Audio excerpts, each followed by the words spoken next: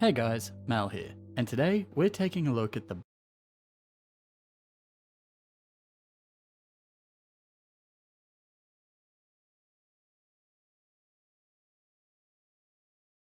brand new farming system in Rust. Facepunch has given us very little information to work with, but we sat down and had a look, and this is our understanding of how farming works as it is on the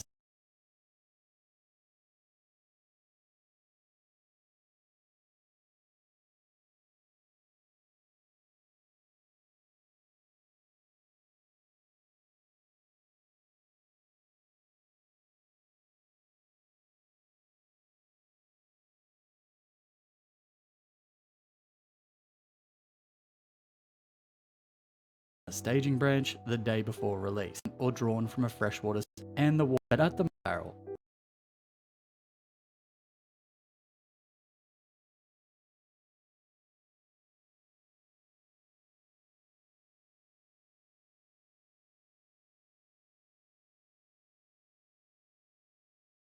In testing, the water catchers and the barrel have different rates, but at the moment the rates are a bit inconsistent. As it currently stands,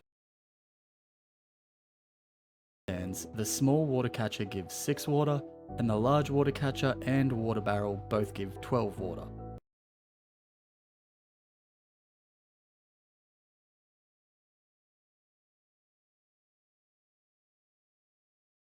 The water output will connect your source to the sprinklers. On flat ground, you won't need a water pump. However, when your sprinklers are higher than your water source, a powered pump is required.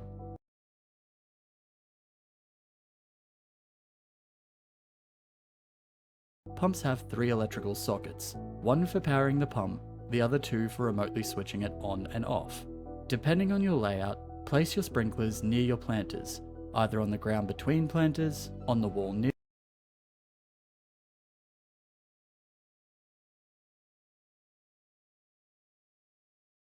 them, or on the ceiling overhead. Play around with the new hose tool and you'll see that the hose system works very similarly to electricity's wire tool. Much like the lights, the sprinklers have a water in socket and a water pass-through socket. Sprinklers will each take 2 mil per second out of any water source. If your source only puts out 6, that's 3 sprinklers maximum.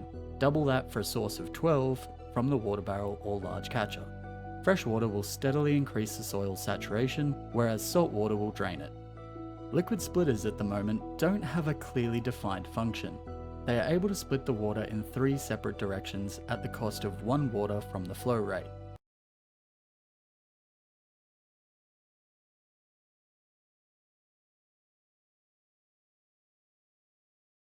But since the pass-through in sprinklers has no such water loss, it's always more efficient to simply run the pass-through. Remember that your planters need both water and light. Light can either be from the sun or electrical sources. Without both sunlight and water, the plant's growth will stall.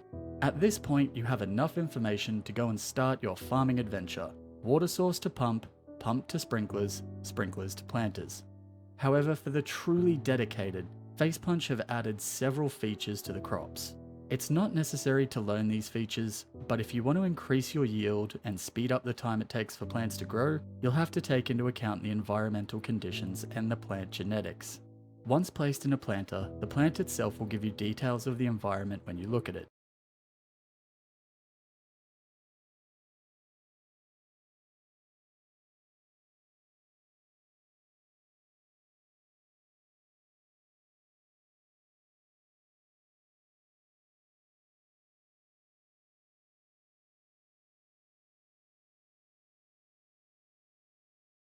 At the moment, light isn't absolute. The plant is either lit or not.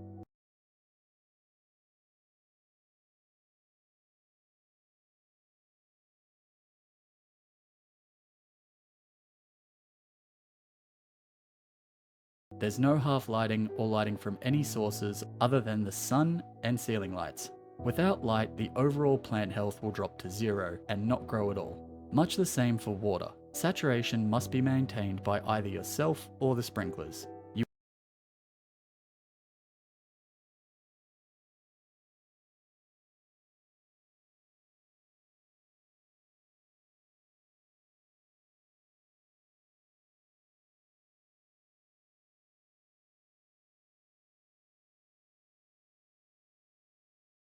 You want to keep water consistently topped up.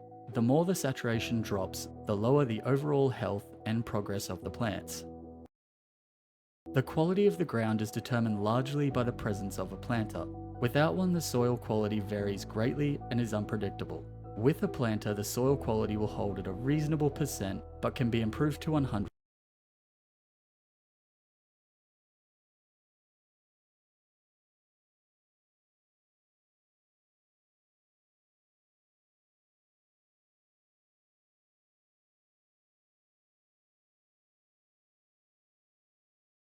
By using fertilizer in the planter. This brings us to the next new thing this patch.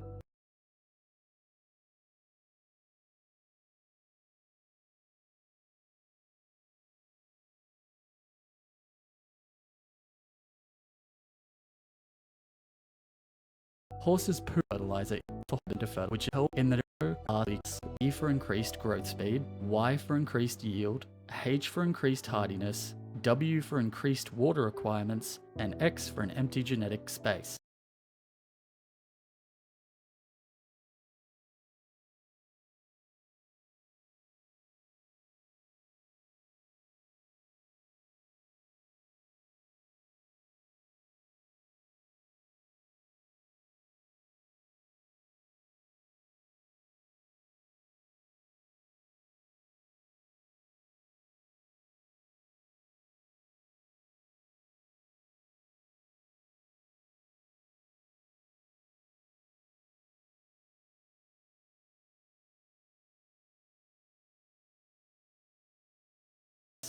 Once you plant the seeds or clones, you will watch the plants as they progress from seedling to sapling, obeying their genetic code. Lots of Gs and the plants will grow very fast, extra hardiness and the plant will do